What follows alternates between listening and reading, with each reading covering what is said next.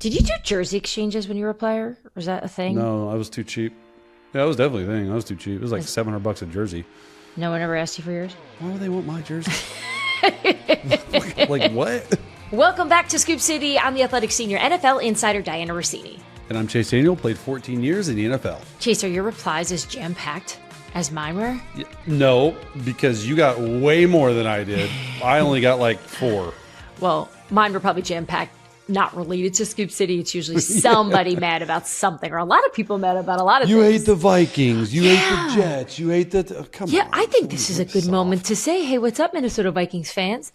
We love you guys. We love you. We love the Vikings. We just had a lot of question marks this offseason for you guys, but this train is moving ahead here with no issues. So what I'm talking about is Chase and I had tweeted some mailbag question ideas. We figured we spend so much of our time on this show getting across what we want to talk about because there's always so much news. And now things have quieted down. So we figured we wrap the week up with taking some of the questions that you guys have, some lingering free agent stuff, future of the league questions, quarterback stuff, some job advice. We got a bunch of those, which I don't know why you'd be asking me. Me either. Right. Some mascot cage matches. We got some questions about that. And the thing is, I want to answer all them. So we ripped through a bunch of them. We picked out our favorites. Hopefully one of yours got in there. If they didn't, then the next time you got to hop in here. So let's get right to it. Here's what I'm hearing around the league. All right, Trace.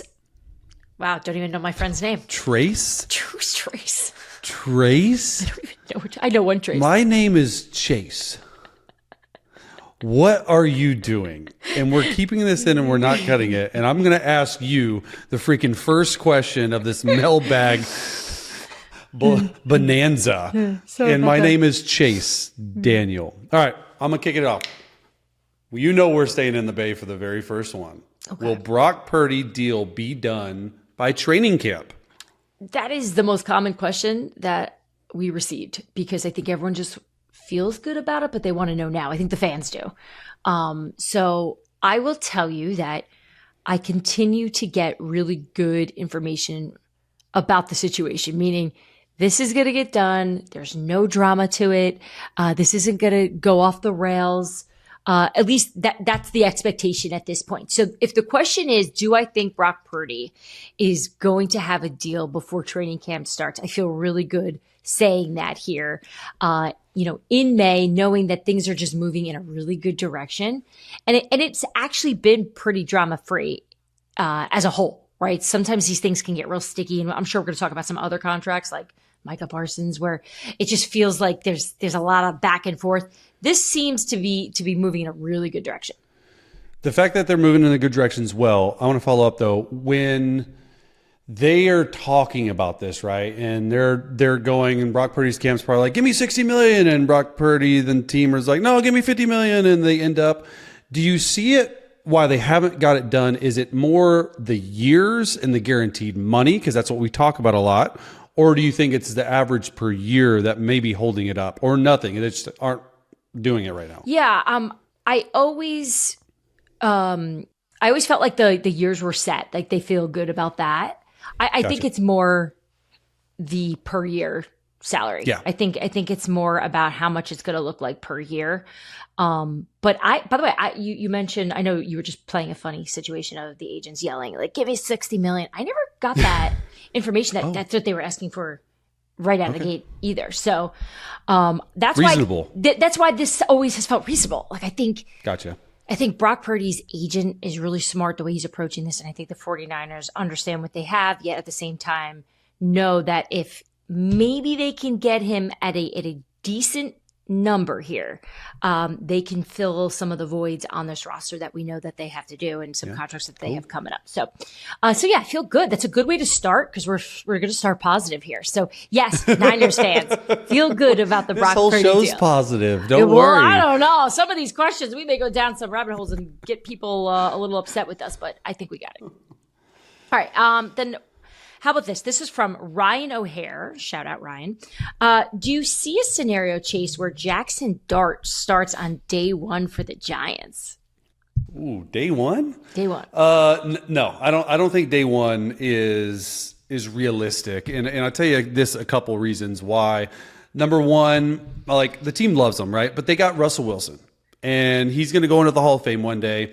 He played pretty good ball down the stretch. I think it was 16 touchdowns, 5 interceptions. I know they lost some games. Not all of it was because of them. The Pittsburgh Steelers defense sort of fell off a cliff last year toward the end of the year, let up a lot of points. And you still have Jameis Winston, right? So I do think there's something to be said about Brian Daboll putting Jaxson Dart at number 3 for now and letting Jaxson Dart get his feet wet, because the Brian Daboll offense, like, he understands how to bring along a quarterback. He had Josh Allen.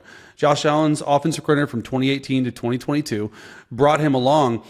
However, the plan, and Joe Schoen was there too, if you remember, and I had to look this up because I thought it was really fascinating. The plan right now from Joe Schoen and Brian Daboll in New York, right? We're going to sit him, and we're going to do this, and who knows when he'll play. They said the exact same thing about Josh Allen.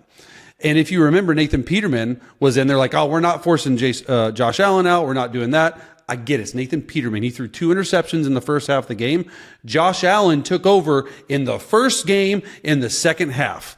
So everyone has a plan until they get punched in the mouth. Who knows what happens if Russell Wilson goes out, throws 3 or 4 interceptions.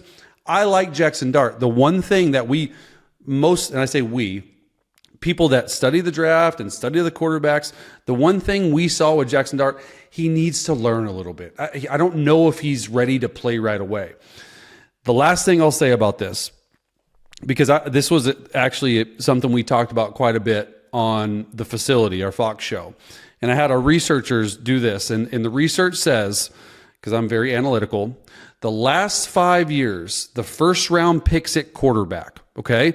There's a good bit of them. The average time that they have waited to play in a game is only 3 weeks. They're starting by 3 weeks. That's the average. You take out Jordan Love because he sat for years, and you take out J.J. McCarthy because he was hurt.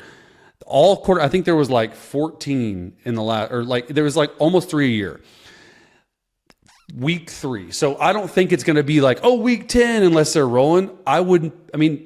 Like history would say, it's week 3 that Jaxson Dart would probably start. Yeah. So then what's your philosophy on this?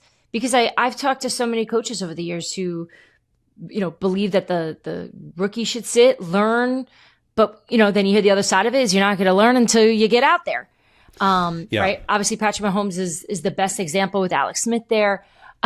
Remember last year on Scoop City here, we were crushing the Patriots for playing Jacoby Brissett.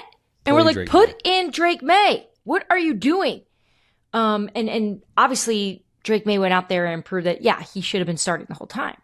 So then what's the way to do this? I mean, I think it's obviously specific to these quarterbacks. In your opinion, you mentioned that Dart needs he's going to need more experience, some more time. Yeah, and I think exactly. And I think the key here, Diana, is they have Russell Wilson.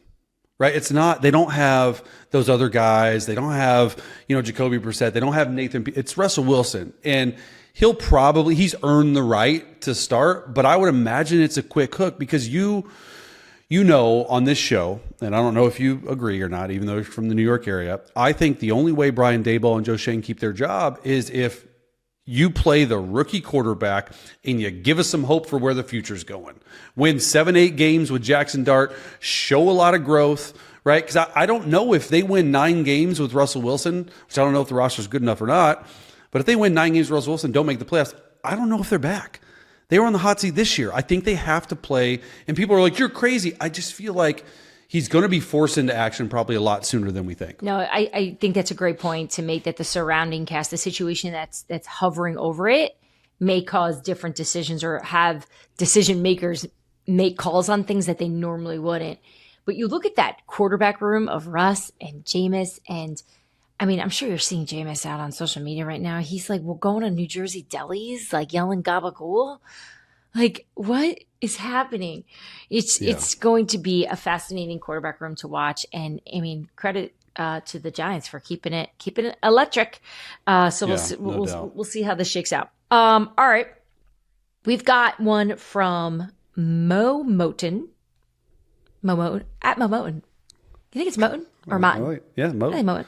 Moten, whatever. When is the 18th game getting added? So I feel like I should take this first from just things I hear about, right? I think this is something the owners are always discussing and trying to push, but it's going to come down to the players, right? And what they're going to want with the CBA coming up. So take it away, my player rep. Yeah. So people didn't know or watch the show. I used to be a union rep, the NFL Player Association union rep for I think like 7 or 8 years of my life, of my career, which they were great because I learned a lot. I was a part of 3 separate, which is crazy because I only played 14 years and each CBA runs 10 years each. I was a part of 3 separate CBAs, so collective bargaining agreement. It's what people in these teams agree with the players to play under. So 3 different ones and an uncapped year. So we've seen some crazy stuff. I was in the room when we were negotiating the newest CBA, right? Went to 17 games, got that. This is not even going to remotely happen until the deal is up, and that's in 2030. I would imagine the NFL, unless they come to so like, here's the thing. The deal is signed right now by the Players Association and the NFL. And it is signed. This is the work agreement that we have to play under. Okay. I'm not sure how the opt-outs are and stuff like this. This ends at the conclusion of the 2030 season. I would imagine that's probably a good time because we haven't even started. I don't think the NFLPA has started even negotiating new collective bargain agreement, right? They're just trying to figure out how much money do we need to fight this because it's like a bunch of lawyers like, hey, I'm bigger than you. I'm going to fight you and we're going to win. The thing about the 18th game that I just want to make abundantly clear, if the players don't agree to it, it won't happen. And people are like, well, they just force. If the players don't agree with it, the 18 games won't happen. Okay, Chase, what does that mean? The NFL is willing to negotiate certain things to get an 18th game. We've already gone to 17. You heard even Joe Burrow saying, and I went a little hard on him, but it was like, hey, we need 18 games. Okay. And I'm like, you don't want a star quarterback saying that, like we need 2 bye weeks. And he was asked about it, right? Not a big deal. The NFL will have to give up something significant for the players to bump from 17 games to an 18 game season. Obviously, with that bump goes a lot of money for the NFL. They get an extra home game, an extra away game, all this stuff. And it's just, what is the NFL Players Association willing and wanting to get? That's what it comes down to. And I'm out of those conversations. People are like lifetime health. I don't think lifetime health insurance will ever happen. We did a study on it a few years ago. It was like $5.8 billion for it to happen. I don't think that's realistic to happen, right? I think an extra bye week is much a bigger slice of the pie, meaning what the NFL splits with the NFLPA and the NFL players, right? So it's a very, very deep conversation, but that's probably like the best I can do 40,000 foot up. Yeah. So this probably won't get moving in terms of it actually happening to the new CBA, and players are going to probably want more time off. It sounds like, just from what you know, it's going to come down to money, right? Isn't that usually money wins? At the end of the day, it's all money. Yeah. It's all money. Yeah. It's all money. That is true. So we'll see how that shakes out. But I think it's one of those things where I think in our lifetime we're going to see it. Yeah. You know? It'll happen because I think the NFL will give up something and the players will be like, we can't, it's not really 50-50. I'm pretty sure it's like, there's like media kickers and stuff. I think it's 48% that the players get and 52 or 48 and a half. It's just a percentage point on billions of dollars is a lot of money to the players, right? And so I think that is something that the players want. All right, next question, moving on. Nolan, this is funny. At user 84624, that's really the name. What have we been hearing about Nick Chubb? Is he talking with the Bears or the Vikings? So let's just start with Cleveland, right? Because we know that they've had a great relationship over the years. And then you take a look at what Cleveland's done in the draft. They took a running back in the 2nd round. They took a running back in the 4th round. Andrew Berry pointed that out as well, was like, kind of hinting like, yeah, we're probably not bringing him back here. It's probably not going to be in Cleveland. So look, at this point, he is not signed. There have been rumors about the Bears. I haven't gotten any intel that that's very serious, or or the Vikings. So I think this is going to be another situation where we're going to see a signing happen closer to camp. Look, he's obviously coming off those significant injuries. He's getting older. Obviously, we know when he is healthy how dangerous he can be and how beloved he is on, you heard all the amazing stories I'm sure you did when you were playing. I know I certainly did as a reporter about who Nick Chubb is and what he's all about. So I think he'll find a home. I just don't think it's right now. I think it's just he's going to probably have to wait a few weeks here. You see him working out. He looks in good shape. Yeah. How about at S Blunt for Eagles? Who put this in the show? I don't know, but Eagle people, Philadelphia right now is just. Did you see what that woman did in the road rage situation? No. She was so angry about somebody cutting her off that she got out of the car and defecated on their hood. All on camera. Philly's different, man. It's different. Philly's different. My heart. What's one team nobody's talking about that could make a deep playoff run this season? Los Angeles Chargers. Oh, that was mine. But you go first. I'll give you. Oh, really? This was not scripted at all. I like that. I got the Chargers. First of all, love how they approach free agency. Love that the fact of that, like, Harbaugh knows exactly who they are as a team. And that's sometimes you see like these draft picks or these free agency signings or these re-signing of people, and you're like, that doesn't really fit the scheme. I mean, dude, they had a great offseason. Obviously, the defense is like top 3 overall in almost every major single category, at least top 5. So we know the defense is there. They're tough. They're hard-nosed. They have one of the best offensive lines in football. When you add a guy like Omarion Hampton from UNC, to me, that is like an excellent pick. That is Jim Harbaugh saying, we know exactly who we are and what we can do. Not only can he run the ball in between tackles, he can catch the ball out of the backfield. And then the pick, too, that's not really getting talked about a lot, Trey Harris from Ole Miss. So when I'm watching Jaxson Dart, we were just talking about him, I kept seeing, who's this receiver? Trey Harris. Big guy, 4'5", 40 guy.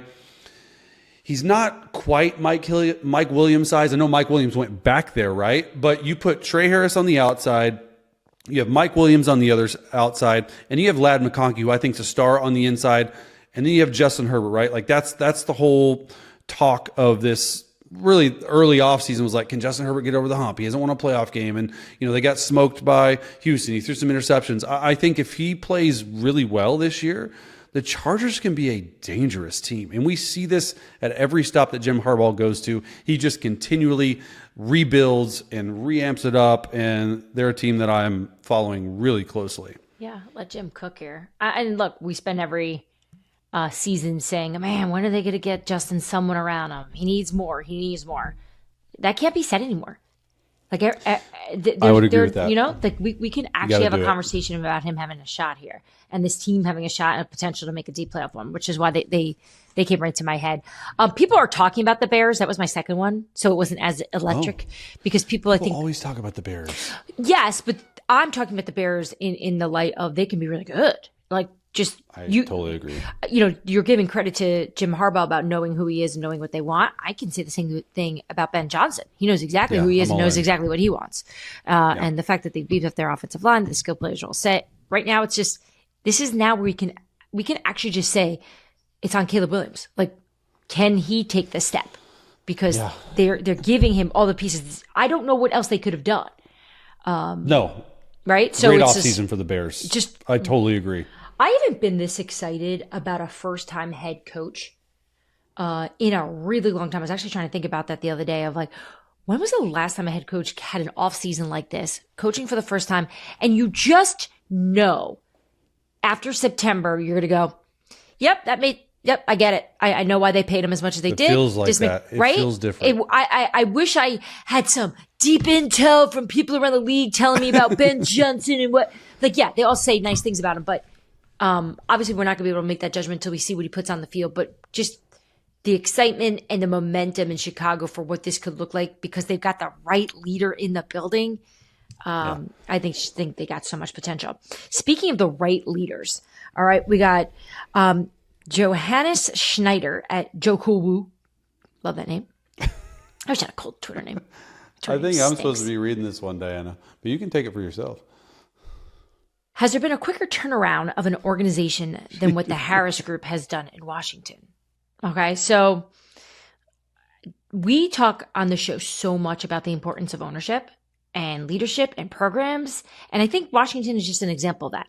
I think it also helps this new ownership group that the last one was so bad that you had to take a step up. Don't you agree? I mean, you were there. You know what Washington's like. They got the quarterback and the head coach. We talked about it. Your pick for Super Bowl champion was the Houston Texans after they took that jump with DeMeco Ryans and C.J. Stroud. This feels like that. This feels like a guy that can play quarterback. Let's hope it's not like the second year that you said that. I don't want to see that second. Sorry, Commanders fans. We're big fans. But NFL Rookie of the Year, obviously, with their quarterback, they got the guy. It's just right. You know it's right. You listen to him. You watch him. We talked to him at the Super Bowl, and you just know. You just know he's the guy. And let me ask you something, and maybe you can't delve too far into it, but like with change of ownership, right? You don't see it a lot. Because not everyone has billions of dollars to just go out there and buy franchises. But when you see something like the Pinners, the Denver Broncos with Sean Payton, right? Sort of a blank check for Sean. Sean has anything he wants and turn around and make the playoffs, right? Like replace just like all this stuff. With the Harris Group, what do you think? Like, I'm trying to put it in perspective for our listeners. Like, why does change of ownership matter so much? So, well, real quick to drive by on the Broncos ownership style, I agree that they understood that they are new to the NFL game, we'll say, and knew that they needed to improve. And let's bring in a guy like Sean Payton, who's got tons of experience. We'll give him the steering wheel here. They are still involved a lot, though, in terms of just hearing out what the plan is. They're not one of those ownerships that just leave the city and aren't heard from for 3 weeks, and then they get an email like, "Hey, how things are." So I would say that they're like medium involved. In from what I've been told before from a lot of people in Denver, it's a healthy type of ownership. Okay, now let's talk Washington. I don't think Washington handed the keys over to Adam Peters and Dan Quinn the way we're kind of thinking of Denver. I don't think it says that free for all and this is your baby, go take care of it. So Josh Harris has experience, right? He's owner of the 76ers, the New Jersey Devils. He's done this. They understand the blueprint of this. Where I give them credit is I feel like from not just a PR lens, but just collectively, they looked at this project as we have got to start from the ground up and fix it and get the fans back because they realize they have the fans and you know this, but as I worked in Washington forever, and I always have told people that of all the cities I've lived in, they were the wildest about their football team. And I think ownership, because they're from Virginia, they knew they had to fix the perception of what this team was going to be by making really good decisions. And now, of course, you're hearing the news about RFK and them going back there, in terms of stadium. Even just the fan experience, from what I've been told, has been different when you watch a game there. They've improved. They improved the facilities. It's all encompassing. Yeah, and it's not just one thing. Correct. There's a lot of different areas that I think they quickly try to fix, but yet still have a really good long-term plan here. And look, it doesn't help that you've got Jaden Daniels. They've got the quarterback. It's immediately uplifted. Head coach. No one gives Dan Quinn enough credit for everything that he's done in that locker room. I know some people that are coaches there, and they tell me some stuff that I'm just like they're like, this is a really, really great head coach who has his pulse on the entire locker room and entire place of work. It's unbelievable. Let's have a theme of our in-season Scoop City shows. Like just whenever the Commanders come up or whenever we talk Washington, anything, we quickly give a line. Dan Quinn is underrated. Like just something, just like the theme of give him his love because I don't do it. And I've covered Dan for years. I love Dan as a person, as a human being. He's a wonderful person from New Jersey. But for some reason, and I think a lot of it had to do with the process of how he got the job, because we knew that they wanted Ben Johnson, right? And then Anthony Weaver 100%. Had a good shot at it. And so it was like, he was like kind of the consolation prize, it felt like, yet they hit a home run with the guy. So home run. All right. I want to finish with this one. There's still so many we're going to get to. But this past week, Bomani Jones noted that a critical skill for being a backup quarterback is being a good hang. This comes from Too Loud Talker at Too Loud Talker. As a superlative NFL backup quarterback, can you share your tips for being a good hang? What? Bomani Jones, love you, man. But yeah, I mean, you got to be more than a good hang. I feel like this question should be for me. Do I think you are a good hang? I know I'm a good hang. I mean, I do the show with you twice a week. I better.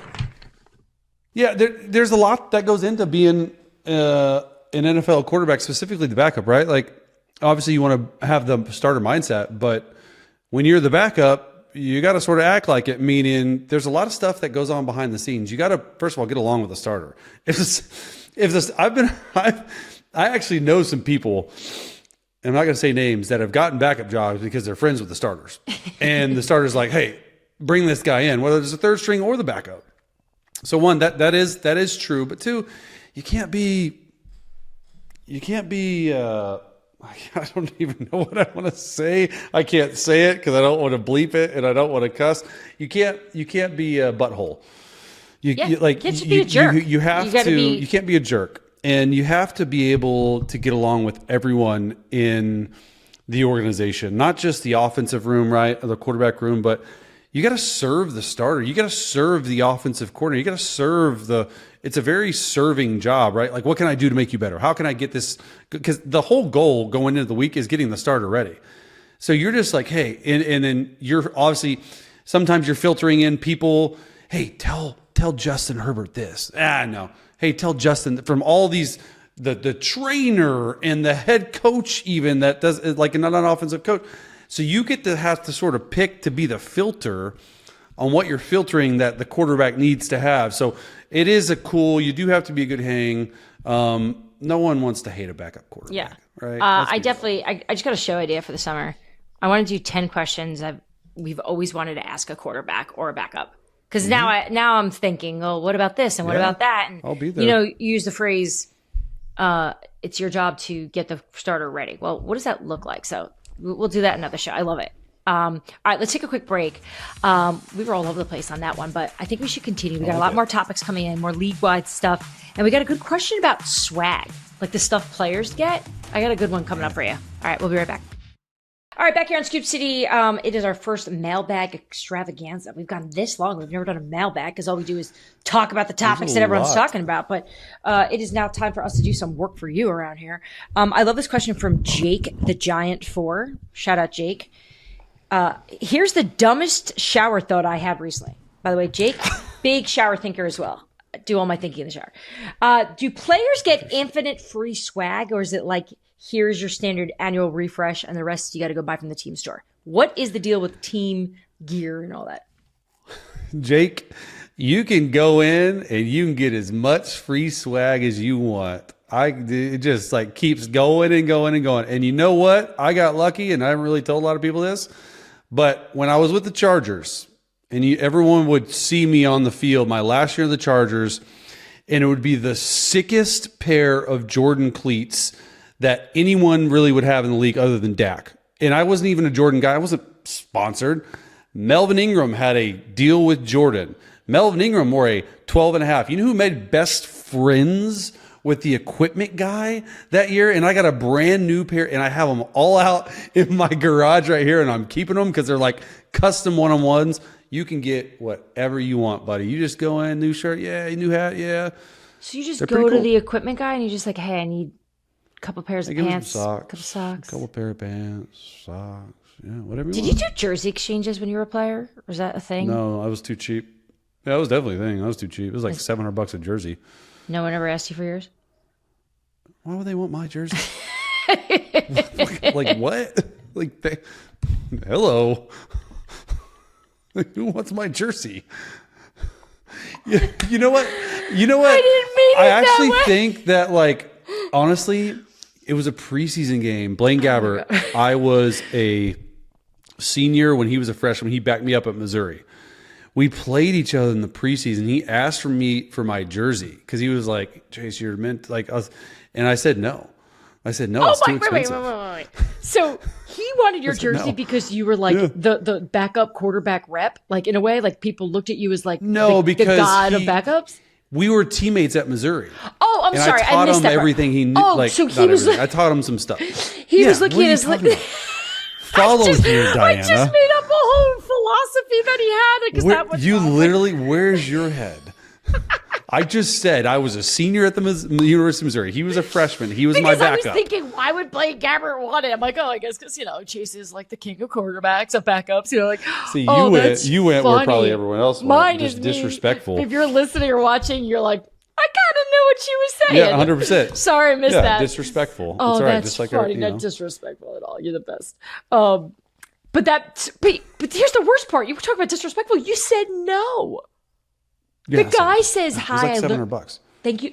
Did you say that to him? Me and Blaine are boys too. Oh yeah, I said Blaine, it's too expensive, bro. No, I can't with you. We're buddies. We still. He texted me the other day. We're boys. All right, I'm up. All right, we got Brenton from @Brenton717. How do so many well-paid and presumably well-informed insiders get so many things wrong?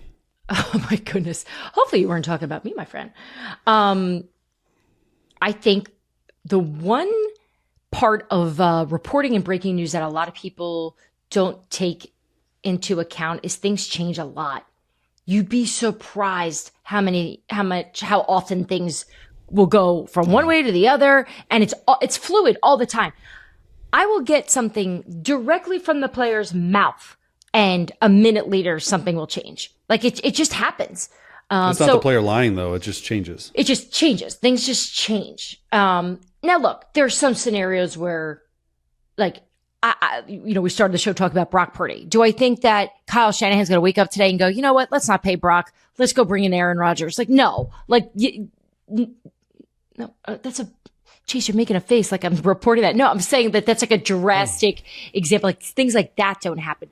But you'd be surprised how many conversations I've had with people who've shared information with me where I'll say like, what happened? Like, well, it changed, or like, we're not doing this anymore, or I decided to go here, or the team came in late and offered this, so I decided to sign with them. Like, so I think instead of looking at it as how can so many high-paid insiders get things wrong, I think you have to give a little grace that not only is the job highly stressful, but not everything is set in stone all the time. So my answer to that is, just follow me. Don't follow the other people. Things change. Follow Dianna. All right, you're up. All right, you're up. Excuse me, I'm up. All right. Don't bore me on this one, but I found this interesting. Okay, here's why. So Chris Remhoff, at Chris Remhoff. And Chris, I didn't mean to say that your question was boring. I just saw it and was like, But I do think people are interested. How many years does it take to qualify for a pension? Is your pension based off your salary, and does it increase year after year? A great question, actually. Great yes. question. Don't listen to her. Yeah, that's a great question. Yeah, don't listen to her at all. 3 years and 3 games. 3 years and 3 games. So really, it's technically 4 years. Okay, you have to have 4 years in the league to be vested, which means you get your benefits that are added. There's all sorts of benefits. We can go through them, but the pension specifically, okay, you get your benefits after 3 years and 3 games. 3 games is a credited season. So if you're on the roster for 3 games and you get cut the 4th, you're getting 4 years worth of pension. So our pension, it provides you with monthly pension benefits beginning at the age of 55. And you have obviously survivor benefits. All it is it goes up incrementally each year. So you play 1 year, you get this. You play 5 years, you get this. You pay 10 years, you get this. Really 10 years is like it's incredibly difficult to do. It is a really, really great sweet spot for all these benefits. And a lot of people don't understand. I'm not going to go through all of them. The benefits that the National Football League gives its players is almost as good as the cash that it gives its players. And a lot of people and a lot of players don't understand that. There are 1, 2, 3, 4, 5, 6, 7, 8, 9 ways you can make money as benefits as an NFL former athlete. The pension plan, the 401k, there's a capital accumulation plan, which is just a different way to, hey, here's some more money. There's an annuity. There's a health reimbursement account, which means you earn so much money in your health reimbursement account. You can pay for health insurance. You can pay for chiropractor, stuff like this. There's a severance, and then there's life insurance. So there's so many different avenues to earn it. But the pension, 3 years, 3 games, and it can go up quite a bit. And you get paid out monthly once you turn 55 if you want it. Continue to grow, though. All right, my bad. That was interesting. I didn't know that. I didn't realize that. So that was really good. All right, you're up. All right, I got one. Tall Rider B Sky, so blue sky. When will Roger Goodell retire, and who will replace him? Great. Ooh, good question. So figure what? Roger Goodell's 66 years old. He got another 3-year extension a few years ago. So 2027, his deal will be up, which tells me they'll probably start working on that, or at least he's probably thinking about it soon to get a move on it. That was his 4th extension too, because remember, he's been the commissioner since 2006. Like that's 06? 2006. Yeah, it gone fast. 2 decades, right? 2 decades. Four different extensions he's received. He's making what, roughly 60 to 65 million a year, which is crazy. Highest paid commissioner, because financially, look how well they've done. Billions, right? So, I was at the owners' meeting a few weeks ago, and from what I gather, he still wants to do this. So that tells me he wants another contract extension. Look, I think a lot of owners really like him. There are some owners that they've got their own opinions about him, but I don't necessarily believe they'll ever do enough about it to make those changes. To bring in a new commissioner at this point. Of course, this could all change, and there's a lot more money to be had here with all the streaming services and the way we're seeing him do business. I think, look, we could probably do a whole show. Yeah. Of, is Roger Goodell a good commissioner? Right? Like we could probably do it. So put that back on the list of what we're going to do this summer, where we could talk to people around the league and what they think about him. But look, most of these deals are incentivized. They're like players, right? So he's just going to continue to, as he's growing the sport internationally. International is big for him. You would imagine that he gets a contract extension and it goes through the end of the CBA at 2030, and then they start really thinking about it. Yeah. When he's 73? 73, yeah. I mean, if that's what he wants to do, he's got 2 daughters, in college. Look, you spend some time with him. He does not at all come off as a 65, 66-year-old. No. Like, he's got tons of energy. He's motivated. He's got great relationships around the league. So I don't foresee a change at commissioner. If anything, I would lean more towards him getting a contract extension. Last one, and then we can end it. Go to the next block. What coaches are on the hot seat for 2025? From James Branson. James Branson 2. I love that question. You love that question? It's May. What do you mean you love that question? There's got to be somebody. Well, you talked about him already, right? You brought up the Giants. And when we say hot seat, I don't necessarily believe that John Mara sat there and said, if you don't win this many games, you're out. I just am reading the tea leaves of how they have been discussing their happiness with Brian and Joe Shane there. Remember when John Mara had that press conference that we've talked about a million times where it was like he was eating lemons the entire time he was talking about it. Now you have me thinking of if there's any other coaches. What about the guy in Miami? Mike McDaniel. That's a good one. That has not got an extension yet. That is a good. He got an early extension, right? So they were all in on him initially. Yep. I don't necessarily. I wouldn't call it hot, flaming hot. But I know the owner likes him. It's just going to be about Tua here. That's what it always comes down to in Miami. I think Tennessee is what I'm watching. Brian Callahan. Interesting. That one is right because you've got a new you've had so much change there. I have a hard time imagining that they're going to be okay with the losing season again if Brian Callahan isn't able to produce with Cam Ward. Zach Taylor? There's no way. No, I don't. Okay. I think Zach's fine. I wouldn't imagine that, but you never know. Kevin Stefanski in Cleveland, I think, is fine.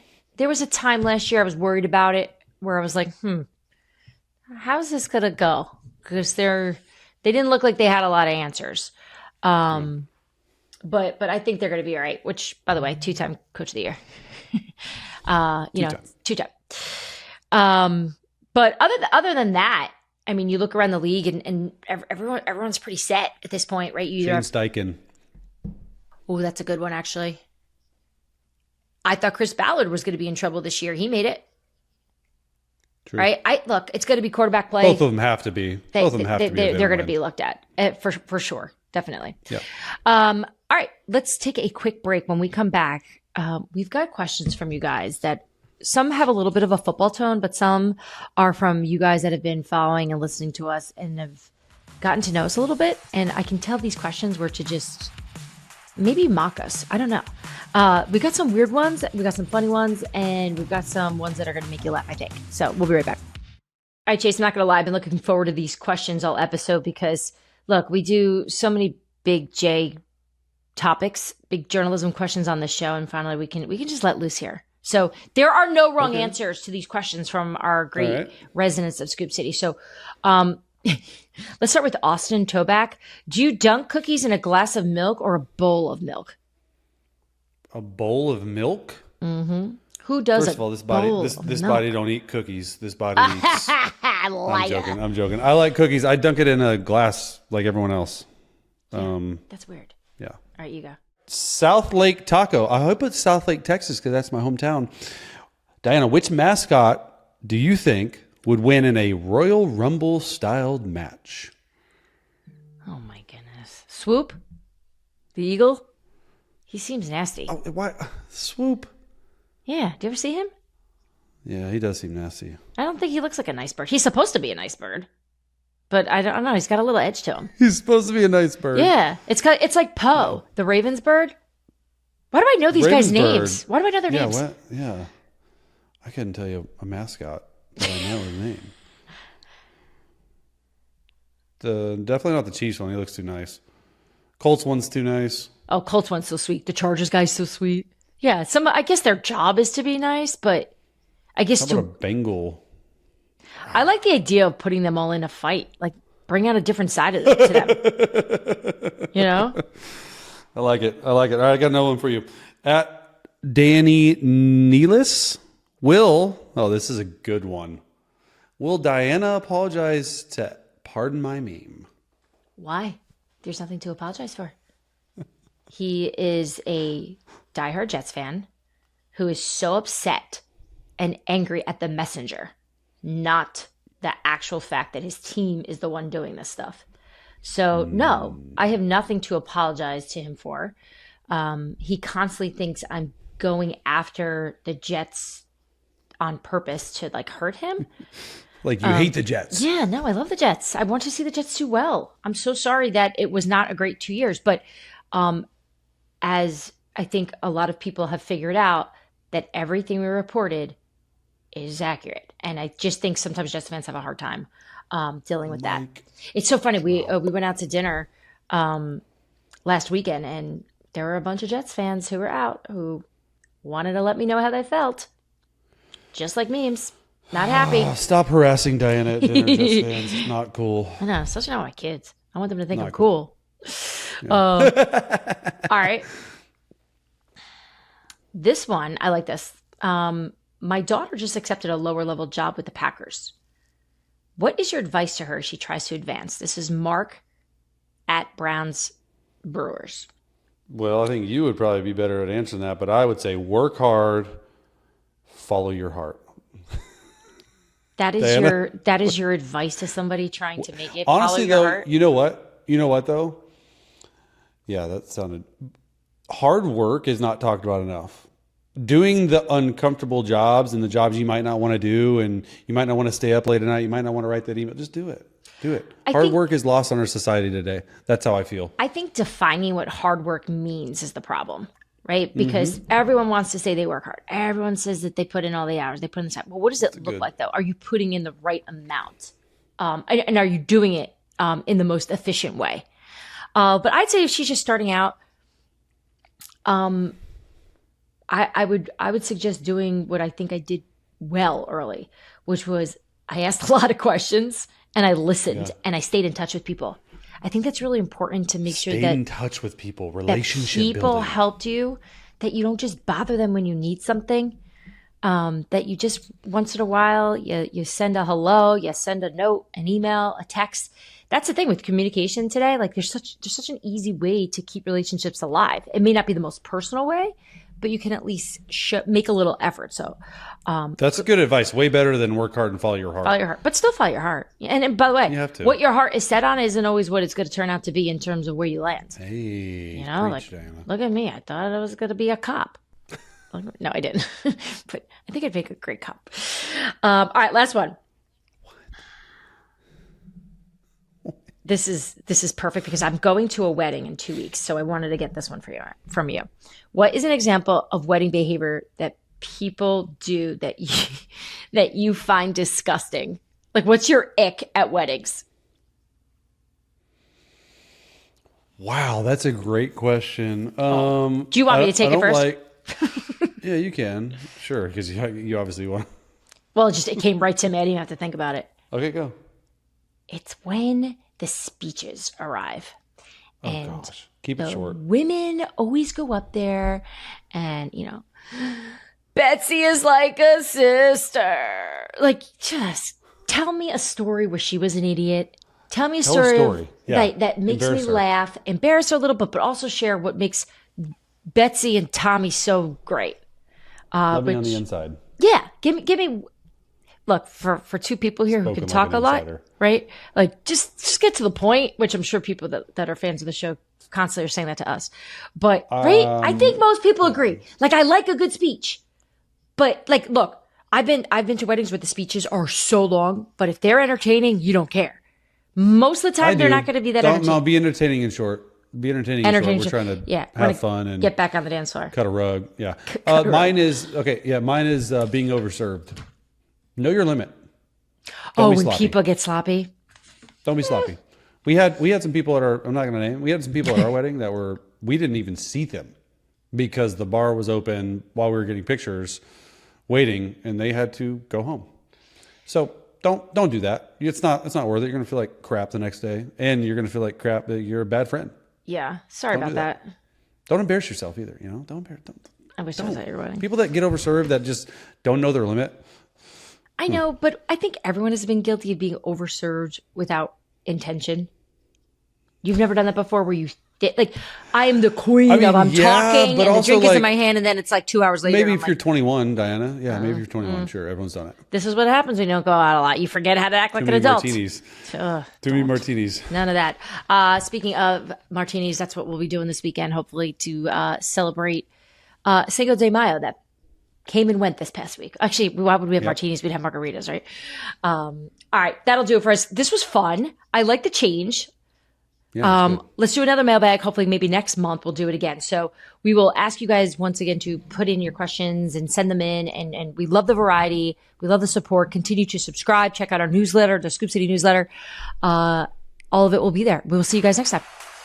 Bye, guys. Tag me next time. Thanks for tuning into Scoop City. If you want to hear more, make sure you like and subscribe. We drop our new episodes every Tuesday and Friday.